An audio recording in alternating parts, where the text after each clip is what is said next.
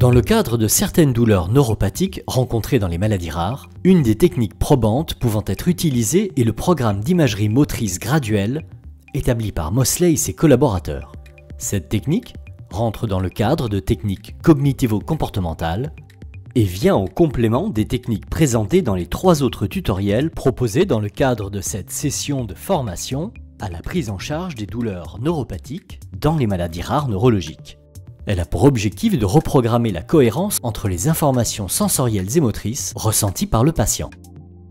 Ce programme consiste par la rééducation à manipuler les informations reçues par le cerveau afin de restaurer un traitement normal des informations sensorielles et motrices.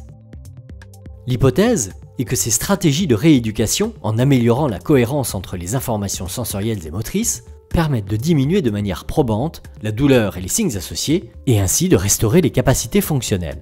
Ce programme de rééducation intensif a été établi par des physiothérapeutes australiens dont Lorimer Mosley dans les années 2010. Le programme d'imagerie graduelle, ou le PMG, se divise en 3 modules, chaque module durant 2 semaines. Le patient, initialement avec son kinésithérapeute, puis seul, va réaliser 10 minutes d'exercice chaque heure. Cela représente environ 70 à 80 minutes d'exercice par jour. Un cahier de tenue de la fréquence des exercices peut être complété par le patient, ce qui permet de vérifier l'adhésion du patient à celui-ci. Le patient voit son kinésithérapeute 1 fois par semaine.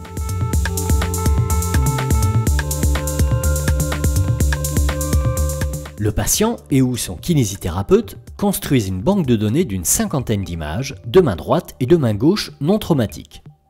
En fonction de la zone douloureuse, le programme peut être décliné pour une articulation ou tout un membre. Si le pied est lésé, les images concernent le pied. Si la cheville est lésée, les images concernent la cheville, etc. Le patient visualise les images et doit reconnaître le plus rapidement possible s'il s'agit d'une main droite ou d'une main gauche. Au fil des séances, les images reconnues comme faciles peuvent être supprimées. Les images restantes peuvent également être orientées différemment pour complexifier l'exercice. Pendant la durée des exercices, la main lésée est confortablement posée et reste immobile.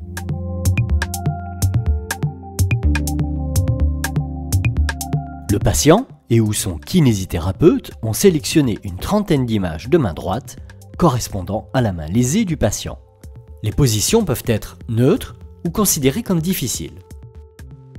Les images sont classées en 4 niveaux de difficulté. À titre d'exemple, les exercices les plus faciles seront la visualisation d'une main au repos posée sur un bureau, et les exercices les plus difficiles, ceux d'une main en position extrême, poignée en extension maximale, doigt fermé dans la paume de la main. Le patient va visualiser les photos de cette main droite et sans bouger celle-ci, imaginer sa main droite dans la même position que celle adoptée sur l'image. Au cours de ce module, la priorité est mise sur la qualité du geste imaginé et non sur la rapidité. Il est fréquent que le patient ressente des picotements dans la main droite. Cela n'empêche pas la poursuite de l'exercice. Si à contrario, le patient a une sensation douloureuse, l'exercice est interrompu et remis à l'heure d'après où le patient revient à un niveau de difficulté inférieur.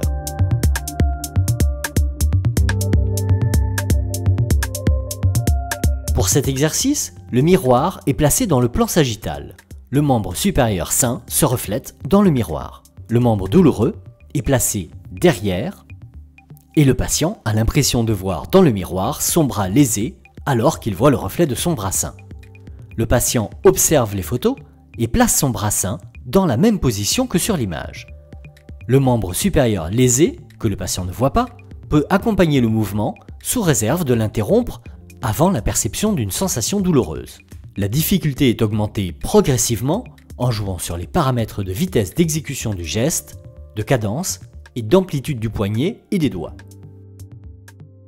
L'intérêt majeur du programme d'imagerie motrice graduelle est de déconnecter au niveau cérébral la douleur-mémoire, les perturbations sensitives et motrices et de reprogrammer au niveau cérébral des informations cohérentes entre mouvement, latéralité et sensations kinesthésiques. Le programme d'imagerie motrice graduelle est simple de mise en place, il est peu coûteux et sans contre-indication formelle.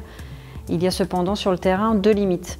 Un patient qui n'adhère pas de manière assidue au programme ou un patient qui est irritable, voire colérique sur le module 3 avec le miroir. La prise en charge de ces douleurs neuropathiques dans le cadre des maladies rares étant complexe, ce programme d'imagerie motrice graduelle reste indissociable des autres outils thérapeutiques. Tels que la relaxation, l'hypnose, la désensitisation, le TENS, le traitement pharmacologique ou l'activité physique adaptée au handicap.